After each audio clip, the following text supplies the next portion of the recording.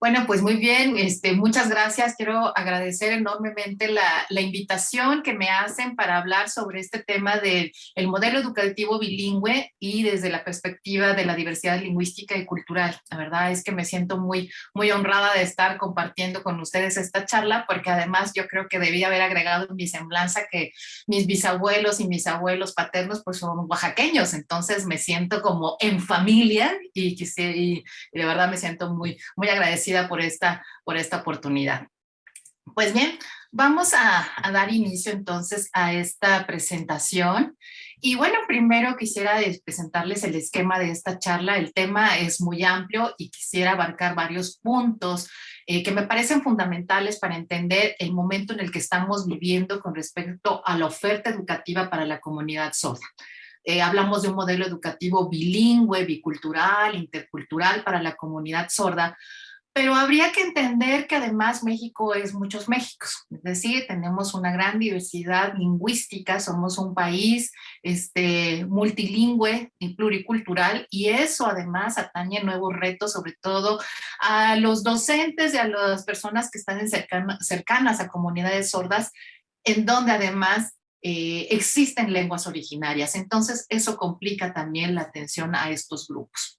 Primero hablaré sobre el vínculo entre el estudio de la lengua de señas y la educación del sordo, esta relación en que todos tendríamos que entender y que revisar que antes de que se hablara de la lingüística como una disciplina, como una ciencia, pues ya los maestros de sordos hacían sus estudios expresaban sus intuiciones con respecto a estas formas de comunicación, que lo llamaríamos en ese momento, estoy hablando de los siglos XVI, XVII, en fin, con respecto a las lenguas visogestuales. Después vamos a ver cómo vamos una transición en donde vamos a ver el oralismo, esta corriente de educación que imperó durante varios, pues digamos que cuando menos más de 100 años, contra lo que se llamaba manualismo también en su momento, que era el uso de la lengua de señas, o al menos las señas para la enseñanza. Después veremos cómo finalmente la lingüística, a partir de los estudios que realizaron distintos especialistas con herramientas de la lingüística, van a contribuir al reconocimiento de estas lenguas visogestuales, de las lenguas de señas, como lenguas naturales. Y esto nos permitirá entender por qué el modelo educativo bilingüe para el alumnado sordo en realidad comienza a finales del siglo pasado, y que si bien nosotros podemos decir que ya tiene más de 2 décadas, bueno, pero la realidad y el contexto nos va a decir que no tuvo el mismo desarrollo ni a nivel mundial ni a nivel nacional, por condiciones que ahorita discutiremos. Pues bueno, entonces como ya les había mencionado, pues primero hablaremos sobre esta relación que hubo entre los primeros maestros y los estudios con respecto a las lenguas de señas. Diremos entonces que estos maestros, Pedro Fray Ponce de León, Juan Pablo Bonet, Lorenzo Gervasi Panduro y Augusto Bebián, pues bueno, ellos fueron los pioneros en el estudio de las lenguas de señas. Los cuatro, la condición que tienen o que comparten es que los cuatro son maestros, fueron los primeros educadores para sordos, fueron los primeros en demostrar la importancia de una atención temprana a estos alumnos que tenían dificultades para escuchar, y además de empezar a hacer uso de un sistema o de una comunicación visogestual para poder enseñar. Recordemos también que en estos momentos, estamos hablando del siglo XVI, se pensaba además que las personas sordas eran personas ineducables, porque como no podían tener una lengua oral o no podían comunicarse de manera oral, esto era un elemento que hacía que se pensara con todos estos prejuicios en torno a las personas sordas, bueno, que tenían además un conflicto cognitivo, que no podían aprender, y entonces eso hacía que finalmente hubiera cierto abandono hacia esta comunidad. ¿Qué va a pasar más adelante? Bueno, pues vamos a ver, insisto, que estos primeros educadores de sordos van a empezar a documentar sus trabajos, a hacer sistemático la metodología que empleaban para poder enseñar a las personas sordas. Este libro me parece muy interesante, de Juan Pablo Bonet. Juan Pablo Bonet sistematiza o realiza una situación propia, metodológica, para dar a conocer su método. Y este método, que se titula Reducción de las letras y arte para enseñar a hablar a los mudos, bueno, podemos tener una versión facsimilar que lo encuentran en la Universidad de Sevilla, o bien, fíjense que además en el siglo XX surge esta versión de esta editorial CEPE, porque es un texto relevante porque además nos permite observar cómo eran las primeras prácticas casi de oralización. Juan Pablo Bonet, a partir de un abecedario como el que ven en su pantalla, del lado izquierdo, bueno, Juan Pablo Bonet ahí va a explicar cómo se realizan las configuraciones manuales, las vocales, las consonantes, y qué era lo que él pedía que se expresara o que hubiera voz, es la fonación y la articulación de estas entidades para que pudieran formar palabras, es decir, vocales, consonantes, sílabas, palabras, etcétera. Es importante para el estudio de la educación del sordo, pero también para el estudio de las lenguas de señas, porque vemos aquí los primeros elementos o los primeros vestigios de lo que pudiera ser este alfabeto manual que se utilizaba en España, y que nosotros después pudiéramos hacer un análisis con respecto a este alfabeto y algunas configuraciones manuales que compartimos en el caso de la lengua de señas mexicana. Bueno, un antecedente, insisto, sobre el estudio de las lenguas de señas. Esta obra de Lorenzo Gervasi Panduro, titulado La Escuela Española de Sordomudos o Arte para enseñarles a escribir y hablar el idioma español en 1795, también es una obra que pueden consultar en el portal del Instituto Cervantes. Esta obra en particular, nosotros pudiéramos denominarla como el primer estudio lingüístico de una lengua de señas. ¿Por qué? Porque habría que reconocer que Lorenzo Gervasi Panduro era un erudito, es decir, tenía un conocimiento enciclopédico, y además de este conocimiento enciclopédico tenía además un conocimiento, o era un políglota en realidad, es decir, conocía muchas lenguas, hablaba muchas lenguas, hablaba italiano, latín, griego, francés, español, en fin. Esta diversidad que tenía sobre el conocimiento de varias lenguas le permitió identificar que las lenguas, estoy hablando de lenguas orales, se organizan de manera diferente. Es decir, que la estructura gramatical de cada lengua tiene sus características particulares. No necesariamente el orden de constituyentes o la formación de frases, de oraciones, etcétera, que nosotros tenemos en el caso del español, es el mismo orden de constituyentes o las mismas reglas gramaticales que sigue otra lengua, como el francés o como el ruso, por ejemplo. Ante esta situación de reconocer la diversidad en la organización de las lenguas orales que al menos él dominaba, le permitió también identificar que en el caso de las lenguas de señas, que en este caso la lengua de señas española que utilizaban los alumnos sordos que él conocía, bueno, pues que se trataba también de un sistema lingüístico. Él decía, este sistema que utilizan los maestros y los alumnos sordos, podemos identificar que al menos hay dos clases de palabras que se comparten o que podemos identificar en todas las lenguas del mundo. ¿A qué clases de palabras nos estamos refiriendo? Nos estamos refiriendo a sustantivos y verbos. Esto es muy importante porque si nosotros tenemos sustantivos y verbos, podemos formar entonces oraciones. Podemos hablar del sujeto que realiza la acción, podemos hablar de entidades concretas, abstractas, etcétera, y también podemos hablar de acciones. Por lo tanto, Lorenzo Gervasi Panduro dice, si este sistema que utilizan los maestros de sordos y los sordos tienen estas entidades, entonces estamos hablando de que este sistema visogestual es una lengua. Podemos decir entonces que es una lengua natural. Otro docente, otro maestro de sordos se va a ser Debian. Debian, además de aprender lengua de señas, estamos hablando aquí de lengua de señas francesa, él además estaba preocupado porque la lengua de señas que se transmitía no fuera tergiversada. ¿Qué quiero decir con esto? Decía, necesitamos de alguna manera de poder explicar y decir, así se realiza esta seña. Es decir, que si yo tengo la seña de casa de esta manera, no es esta seña o no es esta seña. Lo que decía, pero si nosotros no tenemos una forma de documentar, de describir esa señal, que no sean solamente con dibujos totalmente naturales, casi una fotografía, pudiéramos decir, vamos a ver que se va a perder la forma en que se realizan las señas y quién sabe qué es lo que va a pasar en un futuro. Muy bien, entonces, además de ofrecernos una forma de transcribir las señas, como en este caso que se llamó la mimografía, en donde, y tienen un ejemplo de cómo él pensaba que debería de transcribirse, empieza a hacer un análisis mucho más completo, mucho más profundo sobre la estructura de estas señas. Es decir, nosotros vamos a ver aquí que Bevian nos va a mostrar que las señas se componen de unidades mínimas. ¿Qué quiero decir con unidades mínimas? Bueno, pues que las señas se componen de una configuración manual, de un movimiento, de una ubicación que puede ser en el espacio señante o en el cuerpo o en la cara o en la mano, la mano pasiva o la mano débil, por ejemplo, y que además participan los rasgos no manuales, es decir, los gestos de la cara, los gestos que se realizan con la cara, con la cabeza, con el cuerpo, también son importantes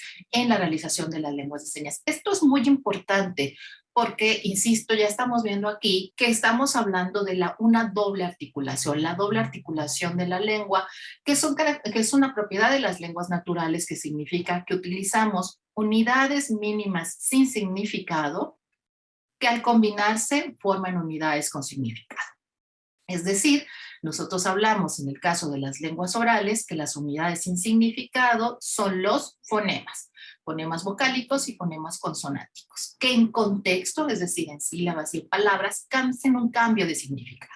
Sino estos fonemas, estas unidades sin significado, insisto que las lenguas orales, que tenemos vocales y consonantes, se combinan con reglas específicas de cada lengua. Estas unidades, estos fonemas, forman sílabas y palabras. Estas palabras son las unidades con significado. Estas palabras se organizan en unidades de mayor alcance, que van a ser las frases, las oraciones, el párrafo y el discurso. Bevian entonces nos está demostrando en este estudio de 1825, bueno, pues que entonces sí se puede reconocer que hay unidades mínimas en la formación de las señas, y eso es un aspecto muy relevante. Podemos observar o podemos decir de manera general que las lenguas de señas en este sentido estaban subordinadas al aprendizaje de la lengua oral, si bien se reconocía su importancia en la enseñanza de las personas sordas, todavía no podemos decir que tiene el mismo estatus con respecto a las lenguas orales. En educación se estaban utilizando, pero digamos que también al momento en que estamos viendo que se utilizan las lenguas de señas subordinadas al aprendizaje de la lengua dominante, también está otro sistema, que es el oralismo. Finalmente, en 1880, en este Congreso de Educación que se llevó a cabo en Milán, va a triunfar la lengua oral sobre la lengua de señas. ¿Qué quiero decir con esto? Pues que los maestros de sordos van a adoptar este sistema y se van a olvidar de las señas, con los prejuicios o con estas ideas que se tenía de que si se utilizaban las lenguas de señas, las personas no iban a aprender la lengua, las personas sordas no iban a aprender la lengua oral, y que además que estas señas no forman parte de un sistema lingüístico, que en realidad no estaban favoreciendo el desarrollo cognitivo de las personas sordas, en fin. Este es un congreso mundial y en el mundo se adopta esta nueva propuesta, que es olvidar las señas, olvidar este sistema de comunicación y estar todos enfocados en que la persona sorda aprendiera a hablar y a escuchar a partir de la estimulación de los restos auditivos. De 1880, digamos, o sea, siglo XIX, vamos a llegar al siglo XX con toda esta perspectiva también de un movimiento oralista. México no es la excepción, insisto, fue una cuestión mundial.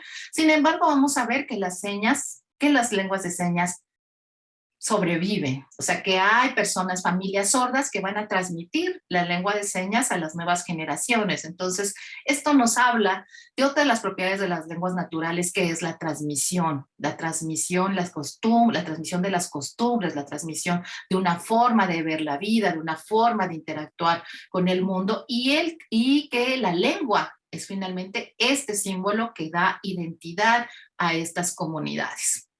La comunidad sorda entonces es un ejemplo de resistencia si pensamos todos este embate que hubo con respecto al desprestigio que hubo de su lengua y que además en el caso de las personas sordas que provienen de hogares oyentes, pues también hubo un aspecto negativo para su desarrollo, dado que no se acercó tempranamente a estas personas sordas de hogares oyentes a la lengua de señas.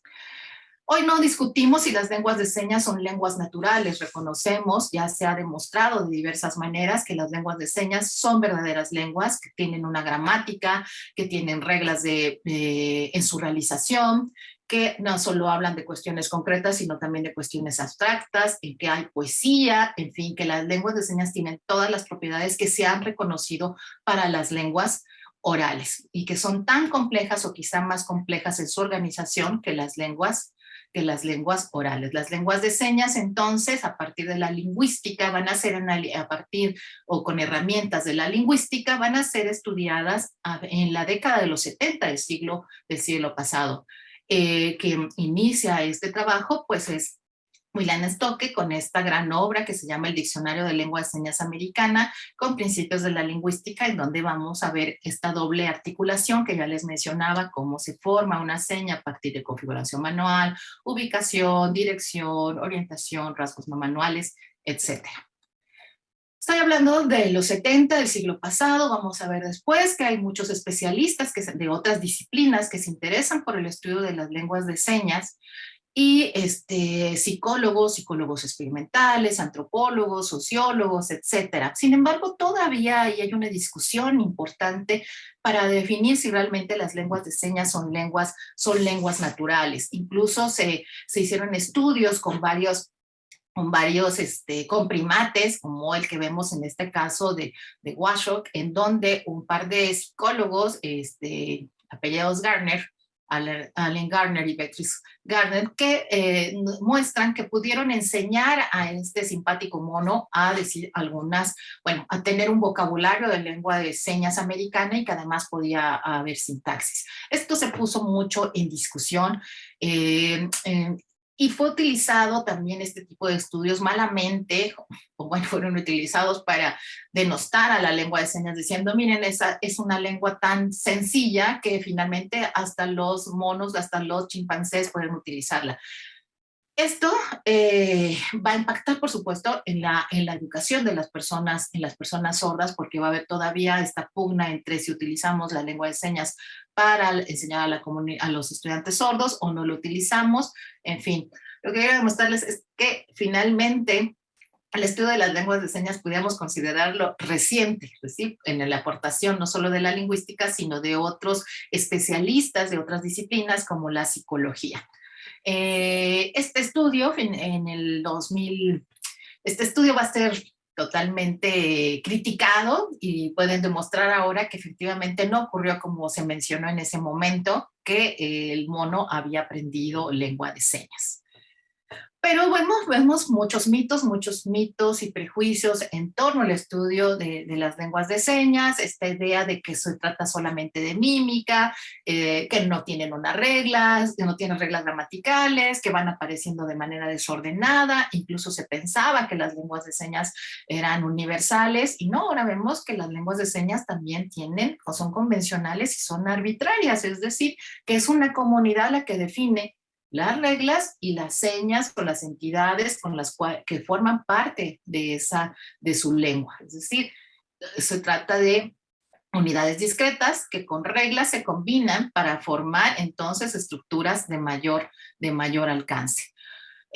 Por supuesto, no podemos negar que las lenguas de señas tienen iconicidad, o sea, que tienen, pero la iconicidad es una característica que tienen tanto las lenguas orales como las lenguas de señas. Por supuesto, las lenguas de señas pueden ser mucho más icónicas que las lenguas orales. Sin embargo, la iconicidad no significa que no haya arbitrariedad.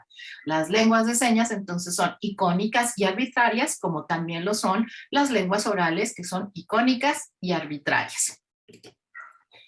¿Por qué digo que las lenguas de señas pueden tener un sistema mucho más complejo que las lenguas orales? Porque si bien nosotros encontramos en las lenguas orales dos características que son simultaneidad y secuencialidad, En las lenguas de señas, además de ser simultáneas y secuenciales, son espaciales y son temporales. ¿Qué quiero decir? Simultáneas, si pensamos que el momento en que nosotros estamos articulando, produciendo una seña con las manos, en ese momento también podemos estar haciendo un movimiento de cabeza, haciendo gestos y ubicando además las señas en el espacio. Todos estos rasgos se combinan de manera simultánea.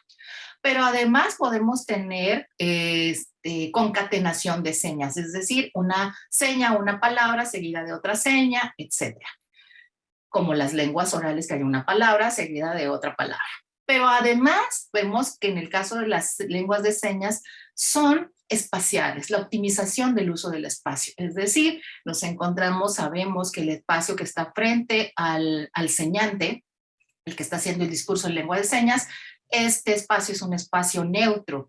En este espacio, además, es un espacio que podríamos decir topográfico, es decir, que nosotros marcamos una trayectoria de una persona que camina de manera recta o que va caminando en zigzag, etcétera. Lo que pasaría también con el uso de transportes a partir del empleo de clasificadores, si es un transporte terrestre que sube una montaña, en fin, podemos ver ese tipo de uso del espacio con valores topográficos, pero también podemos ver el uso del espacio con valores temporales. Por eso es que decimos que las lenguas de señas pueden ser mucho más complejas que las lenguas orales por la optimización del uso del espacio. Y cuando digo cuestiones temporales, porque también se ha discutido que este espacio señante neutro hace referencia a un tiempo presente, pero cuando hacemos referencia al tiempo pasado, pues hacemos la indicación que se trata de algo que está detrás, digamos, detrás de este espacio neutro del presente. Y si hablamos de cuestiones que hacen referencia al futuro, pues vamos a hacer referencia a algo que está adelante de este espacio señante neutro del presente.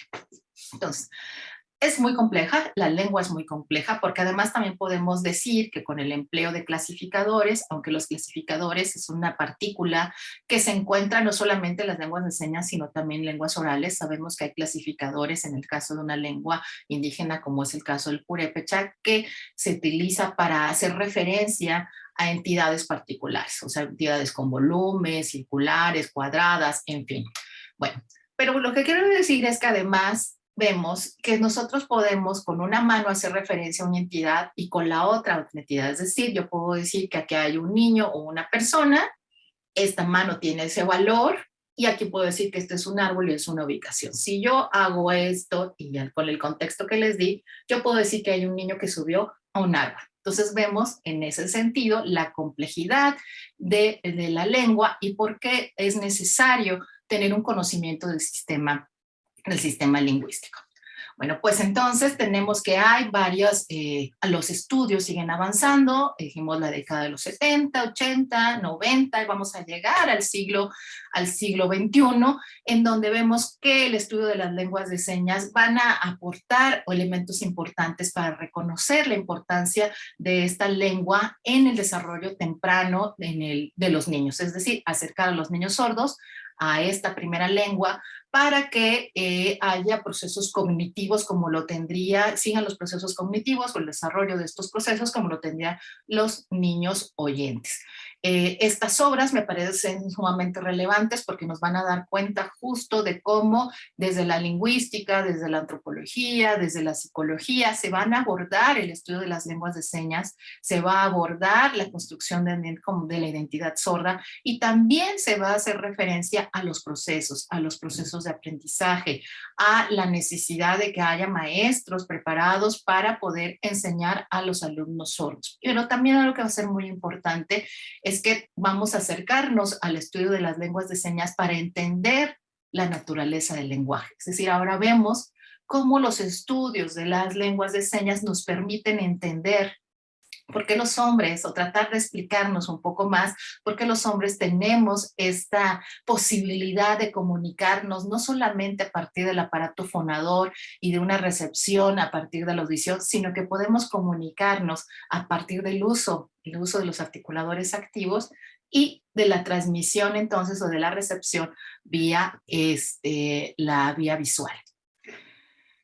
Estoy hablando entonces de los especialistas que están aprendiendo sobre la lengua de señas, se está discutiendo procesos, etcétera. Pero también vamos a ver que hay algo importante, que es cómo la comunidad sorda se va empoderando. Es decir, que la comunidad sorda debe responder al estudio, a las condiciones de ellos mismos, entender la identidad sorda, entender que su lengua es valiosa, que su lengua debe ser reconocida y que deben ser enseñados en su propia lengua. Este movimiento que se da, esa semana del 9 al 14 de julio de 1989, que se llamó el estilo sordo, y el estilo sordo fue una gran fiesta en donde se congregaron diferentes personas sordas y personas oyentes del mundo para hablar sobre la comunidad sorda, para hablar sobre su historia, para hablar sobre su cultura, sobre sus tradiciones, su forma de ver el mundo. Por eso dicen, es el estilo sordo, es decir, cómo nosotros tenemos características que nos distinguen, dicen los sordos, de las comunidades oyentes, de las comunidades orales. Y este gran evento da lugar a este libro, a esta obra que nosotros, del Deaf Way, que al final la traducción se llama El estilo sordo, que dice, vamos a ver qué va a pasar con la enseñanza de los niños sordos. Y algo que es muy importante, está hablando de 1989, es el derecho de los niños sordos a adquirir la lengua de señas como primera lengua. Es uno de los acuerdos o de las grandes reflexiones o de las grandes metas a lo que llegan las comunidades sordas. Pero ¿qué pasa en México? Estoy hablando de 1989. Bueno, pues seguimos pensando en las corrientes oralistas, las corrientes manualistas, e incluso estamos hablando de comunicación total. Uno de los trabajos pioneros con el estudio de las lenguas de señas, pero también sobre la educación del sordo, pensando en que la adquisición de la lengua de señas debería ser de manera temprana, la tenemos en la obra de la doctora Donna Jackson Maldonado. Debo mencionar que la doctora Jackson Maldonado falleció hace un par de días. Fue una pérdida realmente importante para la comunidad de lingüistas, pero también para la comunidad de las personas que estudian la adquisición de la lengua, y debo reconocer sus aportes con respecto al estudio de la lengua de señas mexicana. Hay dos libros importantes que la doctora Jackson organizó y publicó junto con la Dirección de Educación Especial del entonces Distrito Federal, que fue Mis Primeras Señas 1 y Mis Primeras Señas 2. En este libro, la doctora Jackson nos ofrece digamos que lo más actualizado con respecto a la adquisición de las lenguas de señas y su importancia en la educación de las personas sordas. Además de ofrecernos un glosario de lengua de señas mexicana, nos ofrece también ya oraciones o estructuras gramaticales que deberían de seguir la lengua, con lo cual nosotros podíamos identificar, los docentes que tuvimos la oportunidad de acercarnos a estos libros o que nos fueron proporcionados, que las lenguas de señas mexicana no era un calco del español, tenía sus propias reglas gramaticales. Algo que la doctora Jackson va a decir es que voy hablando en esos textos como características de la lengua de señas, en sus textos de 1981, 83 y 85, dice que no, la lengua de señas, la lengua que utiliza la comunidad sorda, es una lengua desconocida, sabemos muy poco de ella. Es importante entonces investigarla y compete no solo a los lingüistas, no solo a los educadores, sino compete a especialistas de distintas ramas. Es importante si pensamos en la demanda de educación de esta comunidad del alumnado sordo. Estoy hablando de 81, 83, 85. Para el 2006 vemos este texto que ofrece Mercedes Obregón en una revista que se llama TIDA, que hace una crítica de lo que está pasando en la educación. Dice que estos programas que se han dado, la oferta educativa para los niños sordos, pues dice, han fracasado. No es una educación de calidad, los niños no han adquirido una primera lengua, no han adquirido la lengua de señas, y además tampoco están adquiriendo el español, no son competentes en el español escrito y tampoco en el español oral. Dicen, no tenemos maestros especializados, no tenemos maestros especializados en las escuelas de educación especial, pero tampoco tenemos maestros especializados en las escuelas regulares. Dice, esto es una tragedia para la educación del alumnado sordo. Estoy hablando de 2006. Si vemos del 81 al 2006, pues vamos a ver que han pasado 25 años y no hemos podido, en ese momento todavía no dábamos respuesta.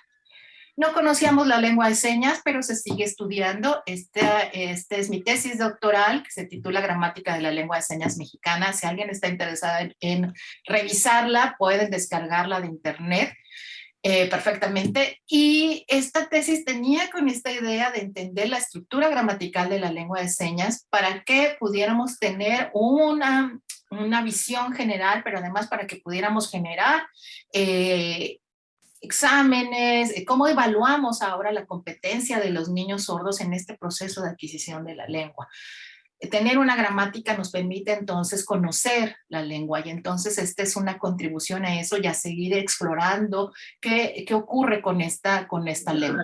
Estamos que en el caso de las lenguas del español como lengua oral, tenemos cientos de años estudiándola y tenemos gramáticas didácticas, en fin, pues a eso tendríamos nosotros que ir pensando en nuevas metas que son gramáticas didácticas para los oyentes que están aprendiendo la lengua de señas como segunda lengua, pero también para nuestros alumnos sordos que deben fortalecer la lengua de señas mexicana como su primera lengua.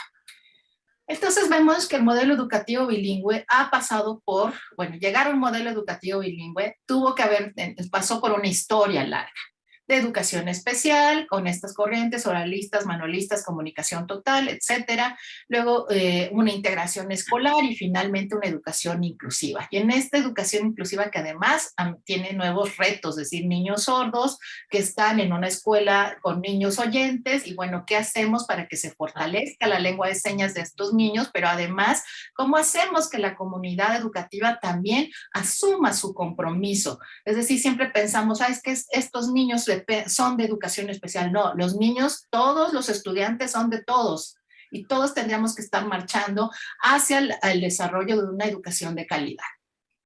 Pero el modelo educativo bilingüe hasta el momento se ha discutido solo en lengua de señas mexicana y español. Pero insisto, olvidamos que México es un país multilingüe y pluricultural. Si pensamos en el catálogo del INAL y del Instituto Nacional de Lenguas Indígenas, en donde nos dice que hay más de 300 variantes lingüísticas, que esto significa 300 lenguas originarias. Y además de estas lenguas originarias orales, tenemos lenguas de señas propias de algunas regiones. Estamos hablando de lengua de señas maya yucateca, estamos hablando de lengua de señas chatino, estamos hablando de otras lenguas de señas que podemos decir lenguas de señas indígenas, lenguas emergentes, y que la realidad de este país también es que ¿qué pasa con las comunidades rurales? Las comunidades rurales en donde hay un niño sordo, 2 personas sordas, bueno, ¿qué educación se les ofrece? ¿Se les va a dar lengua de señas? En fin, toda una serie de elementos que complejizan poder hablar de estos modelos educativos bilingües, que significa entonces la lengua oral de la comunidad, en este caso estamos diciendo la lengua dominante, el español, y la adquisición de la lengua de señas. Se requiere entonces que el modelo educativo bilingüe reconozca que hay que fortalecer la primera lengua de los niños sordos, que en este caso debiera ser la lengua de señas, tener elementos que nos permitan enseñar el español como una segunda lengua en su forma escrita y tener además conocimientos de qué pasa con la cultura sorda y la cultura oyente, porque estos alumnos sordos finalmente se encuentran inmersos en 2 grandes culturas, la sorda y la oyente. Yo les decía en el 2006 la crítica que hace Mercedes Obregón, que me parece que es fundamental y muy clara lo que ella dice, pero en el 2010 también podemos ver este trabajo que hace Julieta Cuevas, en donde hace un análisis. Ella es una persona que no es docente, que en realidad es cineasta, es comunicóloga, y hace una discusión sobre lo que pasa con las lenguas, lo que ocurre en la educación de las personas sordas en el estado de Puebla. Este documental que se llama Mira mi voz, también lo pueden descargar de YouTube, está ya liberado el material. Me parece que también es muy importante que nosotros como docentes lo conozcamos. Bueno, pues en este caso, ella va a comentarnos qué ocurre con la comunidad. Voy a presentarles un pedacito de este documental. Bueno, sí. Si la computadora quiere que yo lo presente. Claro, Pico. A pedirle al niño, a mi hijo, que aprenda a escuchar y que aprenda a hablar algo que no alcanza a percibir. Que haya un profesional que te diga, mire, hay oralismo, sí, pero también hay uso de lengua de señas, que te den un abanico de posibilidades, que te expliquen, y entonces sí, tu papá conscientemente decides por cuál. El especialista dice, este es el bueno y lo demás no sirve, como apoderándose. Si ahorita estuviera mi hijo pequeño y fuera sordo, yo le tiraría al 100% al método oral. Claro, tú confías en el profesional que está ahí diciéndote esto es lo que hay que hacer. Un niño que llega a un proceso de oralización puede o no puede oralizarse. Si tú escuchas, pones fichita. Si no escuchaste, no vayas a poner nada. A ver.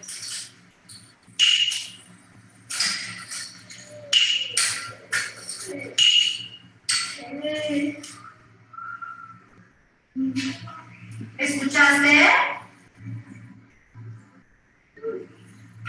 No escuchaste nada.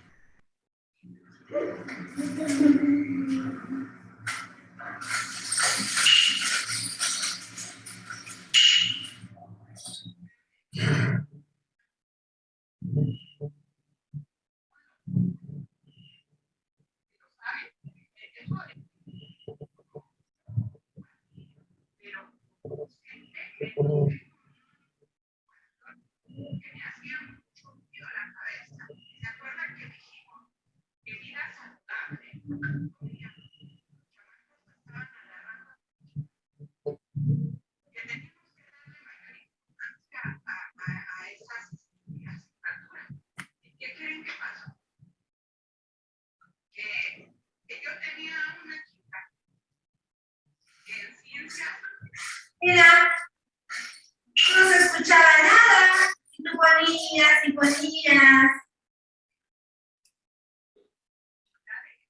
Estamos hablando del 2010, estamos viendo, insisto, esta es una política que surgió pues en el 2002, es decir, de manera de política pública educativa, es decir, vamos a todas las escuelas, centros de atención múltiple, los maestros de sordos, vamos a cambiar nuestra forma de ver la educación de las personas sordas a partir de una mirada socioantropológica, a partir de reconocer que las lenguas de señas son verdaderas lenguas.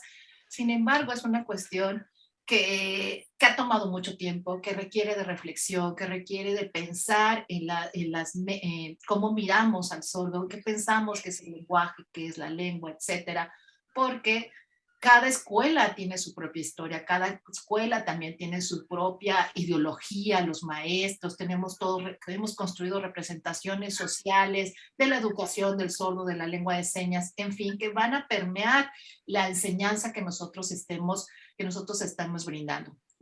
De tal manera que podemos ver que el modelo bilingüe es un modelo bilingüe que es diferente en las escuelas. Eso es lo que al menos yo he podido observar desde mi experiencia. Cada escuela construye su propio modelo y eso también es una fortaleza de decir, bueno, vamos a discutir y vamos a evaluarnos sobre cuáles son las metas que nosotros tendríamos que alcanzar a partir de nuestras condiciones y a partir de lo que queremos como comunidad educativa.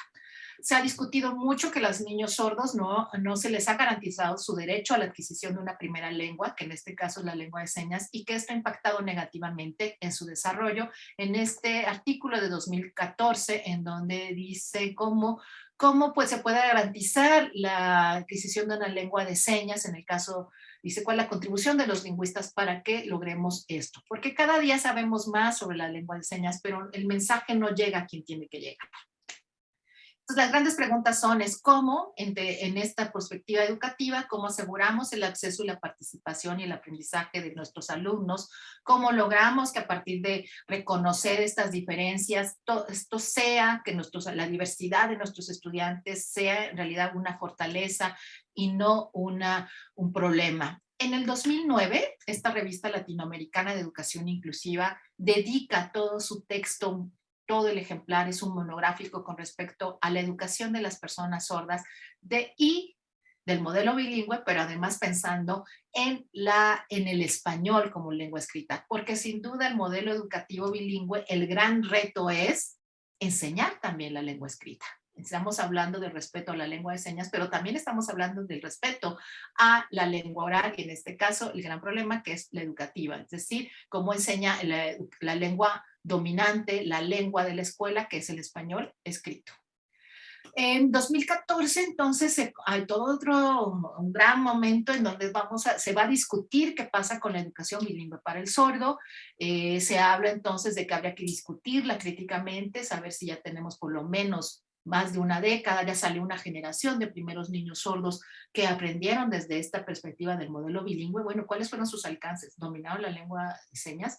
¿Dominaron la lengua escrita? ¿Fueron a nivel medio superior, a la universidad? ¿Qué pasó con ellos? Entonces dice, Marshall hace una invitación para los docentes, para los diferentes departamentos de educación, discutir qué pasó con esos niños, discutir entonces que si hubo problemas, bueno, ¿qué podemos decir con respecto a esos problemas? Y algo que es muy importante sobre el bilingüismo para la educación del sordo es que reconocer la heterogeneidad también de las comunidades sordas. Es decir, tenemos sordos que han adquirido la lengua de señas como primera lengua, que son competentes en lengua de señas, pero también tenemos alumnos sordos que quieren expresarse de manera oral, que quieren tener herramientas de lectura labiofacial, etcétera, o bien que han tenido, o bien que pueden ser bilingües, lengua de señas mexicana, español, en fin. Eso hace más complejo entender porque hay que reconocer la individualidad de cada uno de estos alumnos sordos, su dominio de ambas lenguas y además su preferencia por el uso de una u otra, o lengua de señas o español en su forma escrita. Entender entonces, insisto, que el gran reto es el español en su forma escrita, sin menoscabo de la lengua de señas. Quiero decir con esto que ambas lenguas, la lengua de señas y el español, deberían ser las lenguas de la escuela, es decir, las lenguas del conocimiento. Porque si no, estaríamos diciendo que la lengua de señas pues es solamente una herramienta y no una lengua. La Secretaría de Educación Pública ha publicado varios libros con respecto a la orientación de la educación de las personas sordas. Las maravillas de comunicación están en nuestras manos del Estado de Jalisco. Bueno, obras importantes, sobresalientes, que nos permite ir entendiendo qué pasa con el modelo educativo bilingüe y además conociendo más sobre la lengua de señas. Estos dos materiales que sacaron, también la Dirección de Educación Especial del Distrito Federal, que fue el DIELSEME-1, DIELSEME-2, que ya también tiene nociones de lingüística y bueno, estudios, tenemos muchos estudios, pero también nos hace falta una cuestión de evaluación.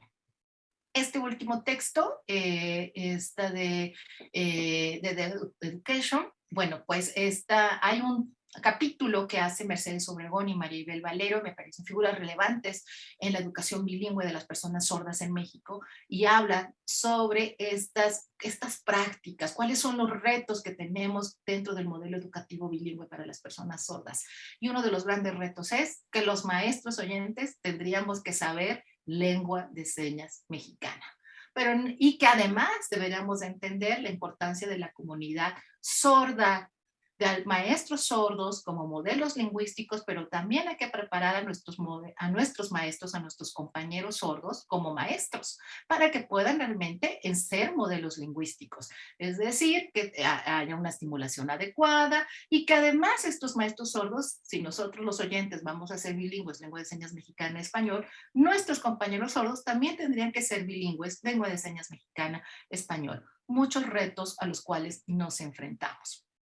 Esto implicaría entonces hablar sobre sociolingüística de la lengua de señas mexicana, insisto, por la heterogeneidad de los miembros de la comunidad sorda, hablar de la construcción de la identidad sorda para los niños sordos, es decir, modelos lingüísticos sordos adultos que acompañen a estos niños en su construcción como miembros de una comunidad sorda, es decir, las costumbres, las tradiciones, la historia de la propia comunidad en los cuales también ellos forman parte. Requiere, por tanto, entonces, de una política y una planeación lingüística y, por lo tanto, entender ¿a qué le estamos llamando bilingüismo nosotros? ¿Cuáles son las competencias que tienen que tener tanto en lengua de señas mexicana como en el caso del español? Hay, como ven, muchos retos, muchas dudas y siempre digo tribulaciones, porque hay que entender la realidad de nuestras escuelas, la realidad en cada uno de los lugares en este país, con la diversidad, con las condiciones en las que nos encontramos para entender sobre estos modelos bilingües. Y también que hay otro gran momento que es el momento de los implantes cocleares. Tenemos muchos padres de familia que dicen, yo quiero que mi hijo tenga un implante coclear porque quiero que aprenda la lengua oral. Incluso hay especialistas que dicen, estamos hablando del neoralismo, porque también había que explicarle a los padres de familia que no necesariamente el implante coclear va a ser la llave mágica por la cual los niños van a aprender la lengua oral, porque son procesos psicolingüísticos. Y si no, pensemos en el caso de niños oyentes que también tienen dificultades en la adquisición de la lengua oral como primera lengua. La importancia entonces, pensando en Marsh Macham, este autor que habla sobre la educación del sordo, dice, en el futuro lo importante no será tanto qué lengua se usa en instrucción del alumnado sordo, como la eficacia de la metodología educativa para conseguir objetivos concretos. Si tú piensas, ¿qué es lo que queremos? El objetivo del profesorado tiene que ser proporcionar un contexto educativo rico, que reconozca la peculiaridad y las diferencias de este alumnado y desarrolle al máximo habilidades cognitivas, sin perder de vista el desarrollo socioafectivo de este colectivo. Retos, retos, retos, una evaluación de nosotros mismos, de nuestra práctica educativa, del modelo educativo, insisto, además de la historia que tenemos como comunidad en una escuela. Este libro es del 2014, que se llama Arquitectura de la Escuela de Sordos, que realiza María Ignacia Mazzone, Marina Simón y Juan Carlos Drueta, hablan sobre cómo sueñan ellos la escuela para sordos. Juan Carlos Drueta es un líder de la comunidad sorda en Argentina y ofrece su perspectiva, así como ofrece María Mazzone su perspectiva como lingüista. Y me gusta esta parte en donde María Mazzone es una reflexión de estos autores que nos dicen, si deseamos una sociedad donde la diferencia no sea igual a discriminación, la desigualdad y la pobreza no sea la mancha que acompaña a nuestros pueblos, debemos reconstruir la escuela. Para ellos necesitamos reconocer quiénes somos, dónde estamos, qué tenemos, qué necesitamos, con quiénes convivimos, qué nos corresponde hacer a los oyentes, a los sordos. Así iniciaremos un recorrido hacia el respeto real por la diversidad. La educación de las personas sordas no está en nuestras manos como oyentes, sino de un trabajo colaborativo, vinculado, que nos permita entonces entre todos definir la educación de las personas sordas, pero también se requiere sin duda del liderazgo de las personas sordas. Pues el viaje más largo comienza con el primer paso. Les agradezco mucho haberme dado la oportunidad de brindar esta charla y pues no queda más que agradecerles y por su atención.